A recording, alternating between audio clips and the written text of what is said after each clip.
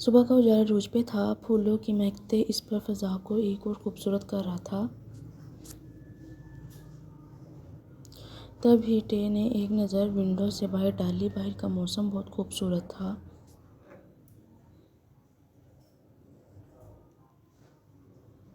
टे ने अपने रूम के पर्दे पीछे किया। जनवरी में सूरज देखकर बहुत खुश हुआ।